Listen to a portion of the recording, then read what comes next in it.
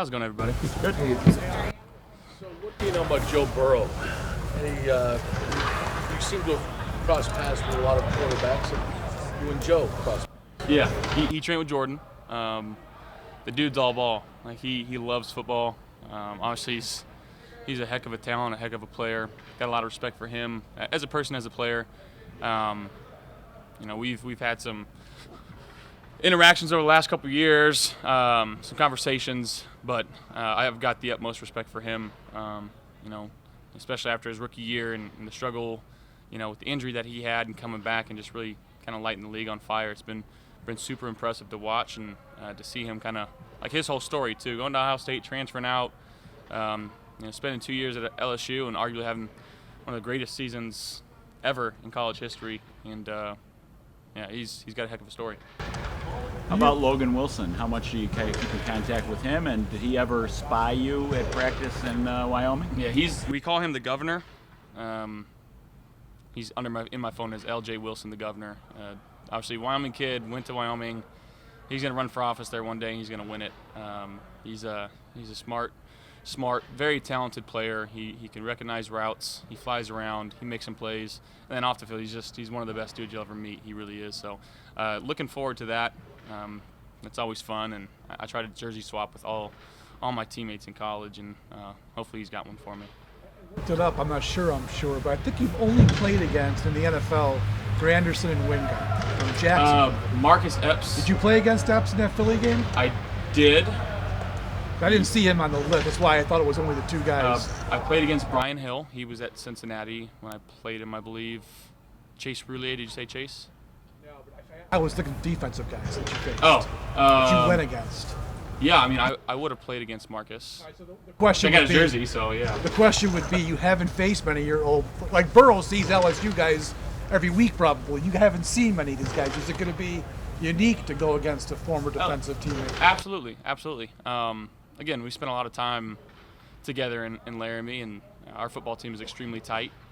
It's always fun to see your friends and your brother succeed at any level, and he's playing some really, really good football right now, and obviously calling the defense for him, and he's the Mike linebacker. That's what dreams are made of, and especially a small kid from Wyoming.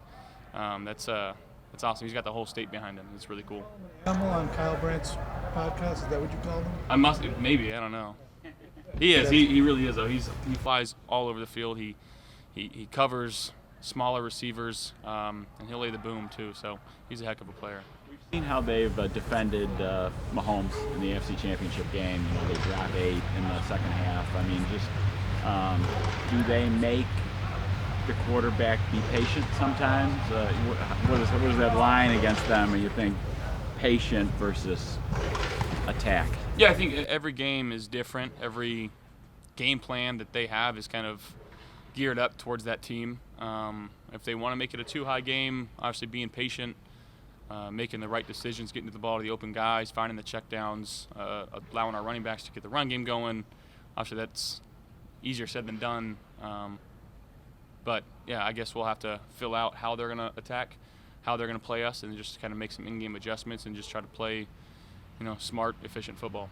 I would think that the way you guys ran last week and really have been running a bunch, Cleveland, Detroit, the last 7 weeks, has given defensive coordinators a little something to think about if they want to play soft. Yeah, for sure. And our running backs are doing such a good job of finding the holes, and our offensive line is doing a great job of creating them. So the more you can do, the more versatile and multiple that you can be on offense. I think that causes, obviously a little more problems for a defensive coordinator of, all right, what do I want to do here? But again, it's all about going out there and executing on game day. How much more accustomed have you become to playing on big stages? AFC Championship game, playoff games, Monday night, Sunday night. How much more accustomed have you found yourself to being able to compete on these nights? Yeah, I mean, for me, every game feels the same. I don't feel any different towards Monday nights as I do from Sundays in the 1 p.m. slot. That's personal for me. Obviously, the day's longer. Monday, you don't have any games to watch, so it's a little bit different in that aspect. but at the same time, it's still football. It's same dimensions, same amount of time, and again, just trying to win a football game. Mitch Morse, Sorry, go ahead. with Mitch Morse getting back today, both on the football field, everything he brings, but also personally having concussions in the past, but being able to practice again. What was today like seeing him back out there on both of those fronts? Yeah, it was great. Back to usual with him. I got a lot of trust, a lot of faith in him. So comfortable with him, and like I know it sounds weird, but even just taking snaps with him, we've been taking snaps for the last 3.5, 4 years. So it's just extremely comfortable, and obviously the player that he is and the mind that he is as well, it helps out our offense a lot. So we're happy to have him back out there. After the game in Chicago, you talked about needing to get Stefon more involved. How do you walk that line of getting him more involved but not forcing it into triple coverage and trying to get him the ball? Yeah, it's the same. Like again, we know he's one of the best receivers in the game. I think he's the best receiver in the game, and so do the opposing defenses too. So they gear up. They try to find ways to keep him out of the game plan. Again, just whether it's putting him in different spots, but again, forcing the ball to him is the last thing I'm going to do. I'm going to try to find the open guy and the right guy to throw to.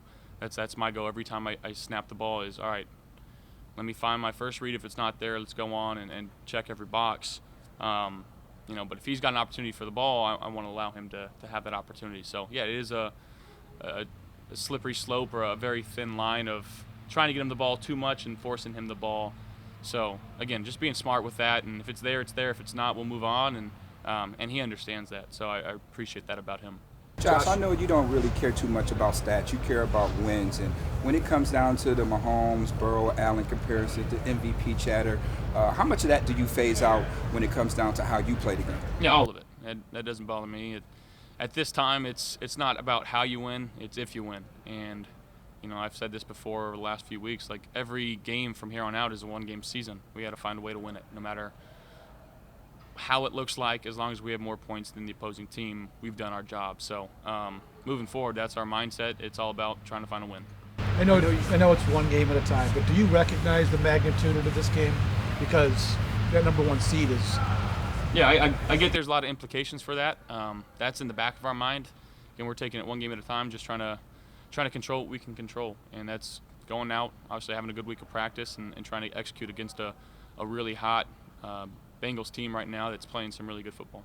Consider that a key goal? I mean, being able to stay home, get the week off, and not having to play both the Bengals and Chiefs maybe on the way to the Super Bowl. Is that a goal that's really important to you guys? I mean, that's one of the 4 goals that Coach McDermott sets out for us each and every year. It's make the playoffs, win the division, secure home field. That's by getting the 1 seed, and obviously winning the World Championship, the Super Bowl, and that's what we're trying to accomplish. Yeah, that's what we want to do. Every time we step on the field, we want to win the football game, and it's going to come down to execution on Monday night. Josh, on a somber note, just what was your reaction? How do you look at this blizzard, this deadly blizzard that hit, the community that you've come to cherish so much? Yeah, obviously it's very tragic. It's extremely sad. It's hard to find the right words to describe it. I know the Pagulas and the Bills have donated some money, and whether I want to help some way somehow. Obviously, trying to find the right spot to help. But I know there's a lot of families impacted, and my hearts go out to them. And it's once in a lifetime. They keep talking about these storms once in a lifetime. It's just it's extremely sad. I don't know how else to put it. Thank you guys.